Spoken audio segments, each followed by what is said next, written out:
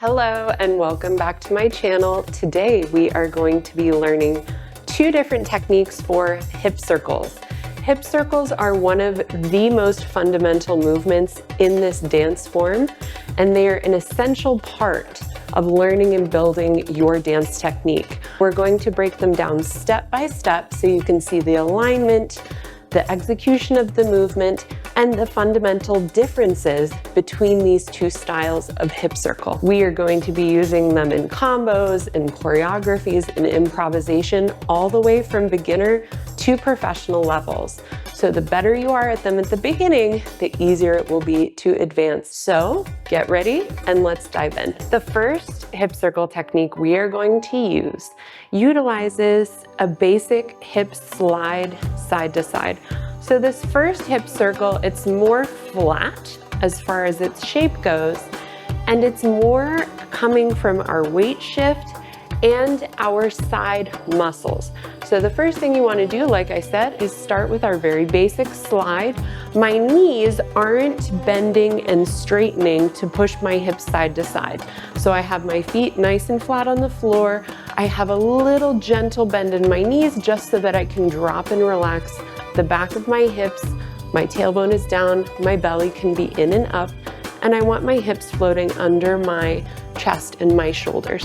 So, like someone is taking their hand on one side and pushing you over to the side, I'm going to feel my weight shift, but I'm not going to straighten and lock into my knees. As you can see, there's no bending and straightening, they're just slightly bent as I push side to side. Now here's where the side muscle comes in. You can put your fingers at your waist and think about using your side muscle to pull your hip up and in. As I go up and in with one side, you're gonna feel the other side push down and out naturally as the weight shifts. So I wanna do this with my feet flat, and I wanna think about using those side abdominals, those oblique muscles, to pull and contract to bring the hip in towards the waist and stretch and push out in the other hip. So like I said, we have a little bit of a weight shift, right? And we have this contraction in our waist, pushing our hips side to side. So we're making a flat line with the hips.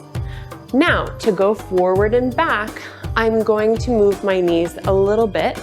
I'm going to bend my knees slightly, and I want you to have your hands on the front of your hips. Our hip flexor area needs to stay open. So I don't want to bend my knees and collapse here. I want to lift my low belly in, and as I bend the knees, I'm just shifting my hips forward. And then as I go back, I'm going to hinge at my hip flexor so that my back stays straight and my legs stay straight. So it's just a tiny bend to the front, opening the hips, lifting the belly up and in, and back. The reason we want to keep this lift and open is because I don't want to push into my low back with totally straight legs and put pressure on my spine. So I'm letting my tailbone drop a little bit as my hips lift to go forward, and then slide back, elongating the spine. Okay? So now we have our 4 points. We can slide side and slide side, the sides of our circle, and then we can bend slightly forward and hinge slightly back for the front and back of our circle. All we do is we put these 4 points together. We slide to the side. Again, make sure you're not locking those knees out, and then bend slightly to the front, keeping a lift and openness in the front of your hips. Slide to the other side, and then lift the tailbone slightly to the back. 1, 2, 3, 4. As you can see, another detail of this movement is that my upper body is staying still. So I'm thinking about having my feet at hip width, hip distance apart, and I'm thinking about my upper body staying centered between my feet. So as I move my hips, I'm not leaning away from my hips, okay? I have a little bit of tilt going on in my upper body just so that when my hip goes to one side, I'm keeping my upper body in the same alignment, centered between my feet, okay? So we go side and front and side and back. Our knees stay soft. 2, 3, 4. We go bend, 2, 3, 4. Now check in with the rest of your body. Check in with your feet.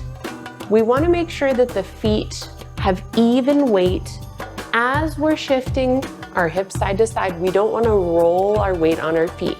So try to think about sinking into the floor and keeping that connection with the whole foot grounded on the floor, okay?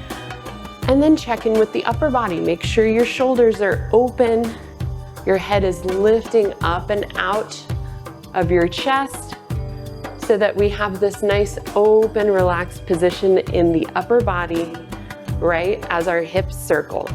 Make sure to try the other side. Front, side, and back, and side. You can almost imagine like there's something tied around your knees, like a rubber band around the knees, that's kind of holding them in this position, and all of that movement is coming here. We want to feel the waist on this one. As I said, we will feel a little bit of shift in the weight on the feet, but again, we don't want to be bending and straightening the knees. Give me a couple more. Nice smooth hip circles, lifting up out of the body. And we're going to try one more thing with this circle. We're going to try shifting back and forth. So switching directions. When we make combinations with the hip circles, we have to be careful where we start and end. So I'm going to start with my hips here, sliding to the side, okay? I'm going to go front, side, back, side, front, side, and bring my foot up to pause. So I'm doing a circle and a half, pausing at the side so that I can repeat to the other direction. I'm gonna go front, side, back, side, front, side, pause, and front, side, back, side, front, side, pause. Again, front, side, back, side, front, side, pause. Keep going. Front, side, back, side, front, side, pause. Keep it going. Let me see. 1, 2, 3, 4, 5, 6, 7, 8. 1, 2, 3, 4, 5, 6, 7, 8. Keep it going. Repetition is super important when it comes to smoothing out and really feeling these moves in our body. And really try to feel that separation, like there's a line at the waist, right? One of my friends explained this in a funny way, like there's a garden fence, you're talking to your neighbor. From here up, above the fence, you look totally normal, nothing is happening. And you're doing this hip circle below the fence, they wouldn't be able to see what's happening down here. So think about that. Think about really making that clear line between the lower body and the upper body. If you want to dig deeper into your dance technique and try a lot of different fun movements and combinations, I invite you to join my beginner's course. This is a 1-month course that gives you all the basics as well as combinations and choreography. You can check that out in the link in the description. So we've done enough of this hip circle. Shake it out, shake your body out and do a little reset. And now we're going to learn the second hip circle technique. This one is a pelvic circle. So we have a million different techniques for circles. Each one is executed a different way, makes a slightly different shape with the body, and goes maybe in a different direction. So So this one that we've just done is flat and it's pushing around almost like it's circling around our center. Okay, now we're gonna do a pelvic circle. So this one stays in place. It stays centered under our chest. We're not shifting weight. And it's rotating and rolling as opposed to pushing and sliding, okay? Slightly different technique because now we're going to use more of our legs. So again, my feet are going to be about hip distance apart. And when I say hip distance, I'm talking about my hip bones as opposed to the side of my hips. So hip bone distance is where I want my legs. This one, I'm gonna have a slight bend. Again, making sure you're keeping a little lift in your low belly, extending and elongating through your back. Relax your hips, relax your glutes. And we're going to start with bending and straightening the knees to send the hips straight up and down. Now, if you've taken my other tutorial on this channel, which goes through some basic moves that everyone should know, we have this very basic hip accent as one of the foundational movements. So you can go check that out if you want to practice this move more. But the main thing I want you to focus on here is that, again, I'm not ever locking and pushing all the way back into my knee. I'm maintaining this position with my low back long and my low belly lifted, and I'm just bending and straightening my knees enough to push my hips vertically up and down. So now instead of a slide as the sides of my circle, this push up and down will be the sides of my circle, okay? The front and back of my circle is going to be a new movement. It's going to be a pelvic tuck, or you can say a pelvic lift as well. So I'm going to be in the exact same position. I have my hands here on my low belly. I'm going to use the low belly muscles, so the muscles between my pubic bone and my belly button, to engage. I'm trying to use those muscles to close this area. So shortening this distance as much as I can. Keep your weight even on your feet, okay? So make sure you're not sitting back into your heels, because that might make you tense a lot in the back of the legs and stick the butt out too far.